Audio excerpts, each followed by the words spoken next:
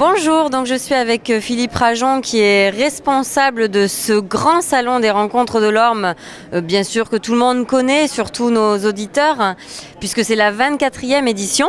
Donc là, on a vu depuis l'année dernière, Philippe, un petit renouveau, une nouveauté, ce sont les parcours. Alors là, cette année, on a quand même 6 parcours à notre disposition, mais que sont les parcours? À quoi servent-ils? Alors, en effet, c'est une nouveauté qu'on a mis en place l'année dernière et que cette année on réitère avec forcément des améliorations. Et le principe des parcours, c'est quand même d'offrir à tous nos participants, on va dire, des sous-thématiques par rapport à notre thématique générale qui, cette année, citoyenneté numérique, numérique citoyen. Donc, ces sous-parcours de la thématique permettent tout au long de ces 2 journées aux enseignants et aux participants de pouvoir accéder à une multitude de présentations, puisqu'on a une diversité des acteurs sur le numérique, que ce soit les collectivités, les entreprises, l'éducation nationale. Et donc ces parcours ont été construits par rapport aux propositions qui ont été faites par nos partenaires, et ça permet donc ce cheminement des participants sur ces thématiques-là. Alors en effet, il y en a 6 cette année.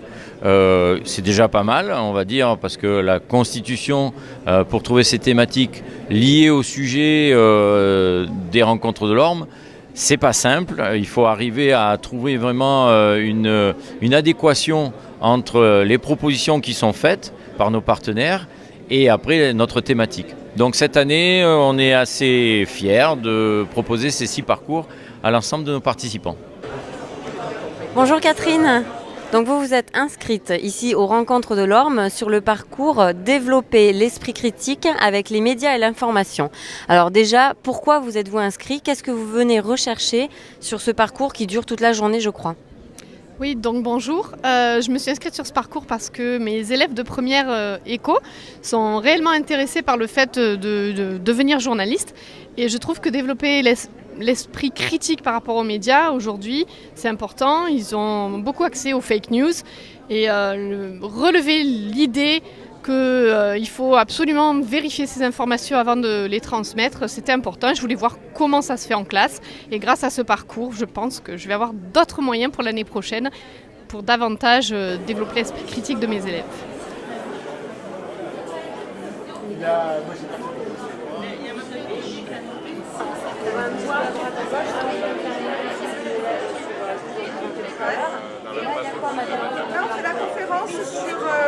Présentation des formations.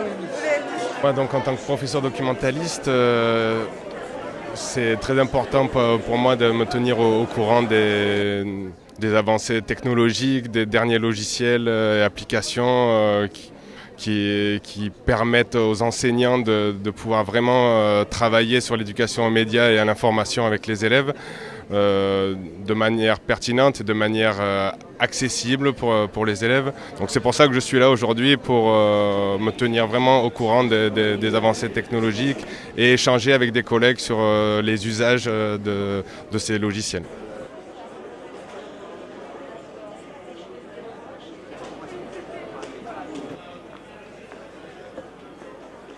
Je vais chercher des pistes surtout pour justement développer un esprit critique dès le plus jeune âge par rapport à des outils qu'ils utilisent énormément, dont ils n'ont pas conscience de la portée. Et donc les ateliers fake news, essayer de comprendre comment vérifier qu'une information est une information, c'est fondamental dès le plus jeune âge. Voilà, je suis là pour trouver des pistes pour les aider à comprendre tout ce domaine très important pour leur avenir. Donc quand vous dites à 10 ans, ils utilisent déjà beaucoup d'outils et ils sont déjà confrontés aux fake news, vous voulez parler de quel outil? Des enfants de 10 ans, ils sont sur quoi en fait aujourd'hui? Ils sont sur les réseaux sociaux. Oui, absolument. Et je sais que ça fait bondir beaucoup, mais ils y sont. Et ils ont un nombre d'outils, de tablettes, téléphones, très très jeunes. Absolument. D'accord. Ensuite, ils sont aussi sur beaucoup de jeux en ligne. Donc les jeux en ligne permettent des contacts et beaucoup d'informations passent par les jeux en ligne aussi. Donc dans vos programmes en CM2, vous devez aborder ces notions-là. Est-ce que vous avez un moment spécifique dans la journée ou est-ce que c'est sur une semaine? Vous avez un moment où vous abordez ces notions-là et comment? De quelle manière? Ah non, c'est plus un moment spécifique parce qu'en fait, on utilise l'outil informatique en permanence. Donc c'est comme une formation au numérique. Aujourd'hui, c'est plus un moment spécifique, c'est tout le temps. Le vidéoprojecteur en classe, il marche en permanence. Je me rends moi-même sous leurs yeux sur un certain nombre de sites, donc je leur montre comment on fait, comment on procède. Donc c'est de la formation continue et c'est lié à tous les domaines.